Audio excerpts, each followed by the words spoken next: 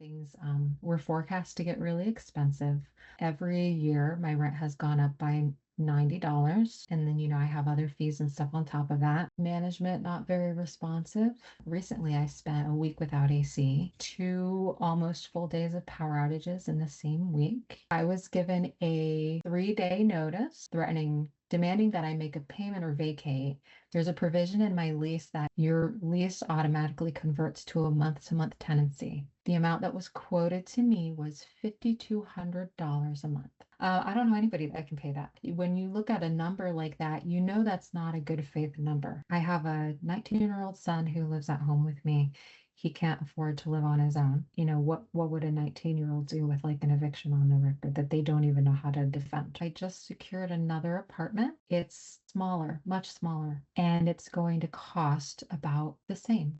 Most of what comes home after deductions from my paycheck, it's almost half of it is rent, which makes it difficult to save for a house, which is the ultimate goal. You could find yourself making a decent salary, but still not able to afford to qualify for an apartment. It takes time also away from your job. It takes time away from your family. I'm kind of at their mercy. It's hard being a single parent to two toddlers. It's been a little bit hectic. I'm renting a townhouse. I've always been a renter. It's working just fine for me. I like the convenience of where I live. I would obviously like to have something to my name and purchase something at some point. I lived in studios. I lived in shared bedrooms. I lived in less desirable neighborhoods. Space is very limited. We're all living on top of each other during COVID. My partner and I were working shoulder to shoulder in a 500 square foot apartment, which was one of the larger apartments out of all of our friends, if that's any indication. I relied solely on public transportation, but